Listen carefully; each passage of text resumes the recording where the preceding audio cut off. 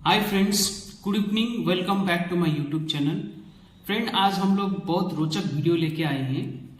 वो है IVF यानी कि इन विट्रो फर्टिलाइजेशन।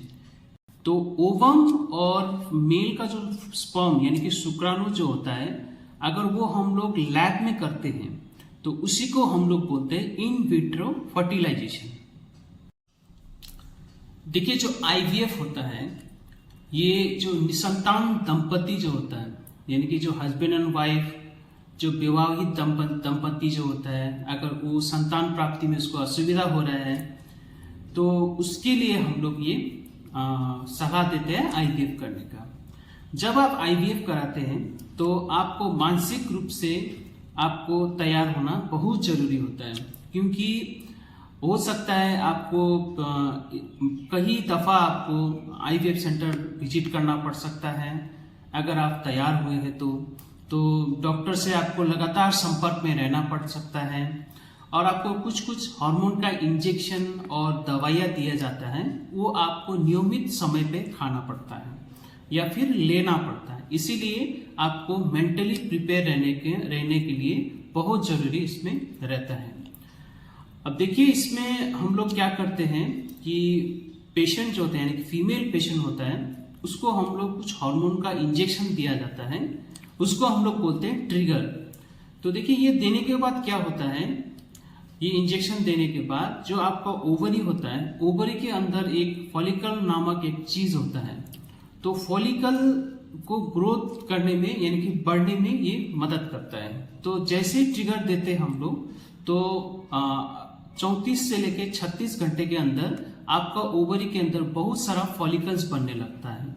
तो उस फॉलिकल्स के अंदर ओवम रहता है, यानी कि जितना ज्यादा फॉलिकल्स रहेगा उतना ओवम आपको हम लोगों को मिल सकता है।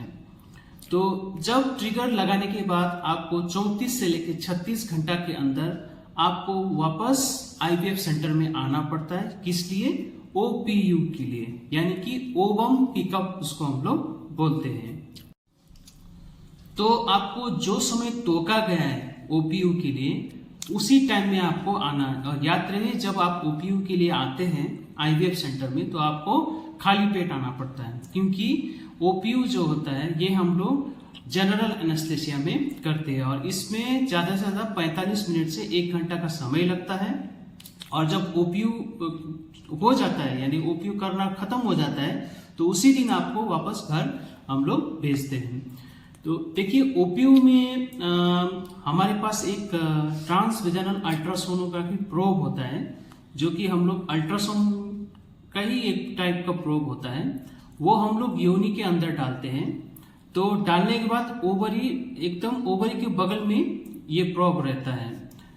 तो प्रोब जब डालते हैं, उसके साथ साथ लंबा सा एक नीडल होता है, उसको हम लोग एस्पिरेशन नीडल बोलते हैं। जैसे इस वीडियो में आप देख पा रहे हैं, तो वो नीडल डाल के जो फॉलिकल्स बना हुआ होता है ट्रिगर देने के बाद, उसको हम लोग फूटा करके फॉलिकल्स को छेदा करके वहां से हम लोग ओवम को टानते हैं।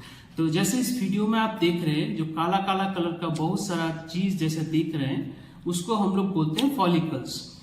तो जैसे ओवम को टानना हो जाता है, उसके बाद फिर इसको हम लोग IVF लैब में प्रोसेस करते हैं और उसमें से सबसे अच्छा जो ओवम होता है उसको हम लोग फर्टिलाइजेशन के लिए तैयार करते हैं। तो देखिए, इसमें जो स्पर्म का डोनर का जो स्पर्म होता है, उसमें जो स्पर्म में ज्यादा गतिविधियां हो यानी कि मोटिलिटी ज्यादा हो, जैसे आप इस वीडियो में देख रहे हैं कि इसमें बहुत ज्यादा मोटिलिटी है यानी कि स्पर्म अच्छा हेल्दी है। और दूसरा वीडियो में आप जब देख रहे हैं, इसमें ज्यादा स्पर्म मूव नहीं कर रहा है यानी कि हलचल नहीं है स्पर्म में इतना ज्यादा। तो ये एक तरह से हम लोग अनहेल्दी स्पर्म बोलते हैं। तो जिसमें गतिविधि यानी हलचल यानी मूवमेंट ज्यादा है स्पर्म में, उसको हम लोग तैयार करते हैं फर्टिलाइजेशन के लिए। तो जब ओवम और स्पर्म को जब फर्टिलाइज करते हैं तो उसके लिए हमारे पास एक यूनिट होता है यानी कि मशीन होता है, उसको हम लोग बोलते हैं inter cytoplasmic sperm injection unit. तो जैसे इसमें देख रहे हैं, इसमें 2 पाइप हैं, एक से हम लोग स्पर्म को डालते हैं, दूसरा पाइप से हम लोग ओवम में डालते हैं। तो दोनों को हम लोग एक कुछ केमिकल वॉश वगैरह ये सब करके दोनों को हम लोग आपस में एक डिश में मीट कराते हैं। तो ये अगर हम लोग इसको टेस्ट ट्यूब में करें, तो यानी कि लंबा टाइप का ट्यूब में करते हैं, तो उसको हम लोग टेस्ट ट्यूब बेबी भी बोलते हैं। तो देखिए, इसको हम लोग इंट्रासाइटोप्लाज्मिक स्पर्म इंजेक्शन बोलते हैं। एक ट्यूब से देखिए स्पर्म आ रहा है और दूसरा ट्यूब से ओवम आ रहा है, तो उसको हम लोग मिलन जब कराते हैं, मिलन करने के बाद ये हो गया फर्टिलाइज्ड एग, तो इसको हम लोग एम्ब्रायो बोलते हैं। इसके बाद इसको हम लोग इंक्यूबेटर में रखते हैं। उसके बाद फिर ये बढ़ना शुरू हो जाता है, यानी कि ग्रोथ होना। बहुत सारा ऐसे हम लोग बहुत सारा ओवम को फर्टिलाइज करते हैं, 10 हो, 5 हो, 11 हो, उसको हम लोग करते हैं। उसमें से जो अच्छा ग्रोथ, जो एम्ब्रियो अच्छा से बढ़ गया हो, उसको हम लोग बाद में फिर आईवीएफ के लिए तैयार करते हैं। तो इसके बाद 4-5 दिन के बाद ये बढ़ के एक ब्लास्टोसिल नामक एक कोशिका हो जाता है, तो उसको फिर हम लोग डीप फ्रीजर में रख देते हैं। उसके बाद फिर पेशेंट को हम लोग नेक्स्ट साइकिल में बुलाते हैं। तब तक पेशेंट को कुछ हार्मोन वगैरह, प्रोजेस्टेरोन वगैरह दे के पेशेंट का जो गर्भाशय के अंदर जो परत होता है, उसको हम लोग एंडोमेट्रियम बोलते हैं, उसको हम लोग रेडी करते हैं। यानी कि जो परत का कुछ मोटाई हम लोगों को चाहिए होता है फर्टिलाइजेशन के लिए, जब वो हो जाता है नेक्स्ट साइकिल में, तब हम उसको बुलाते हैं।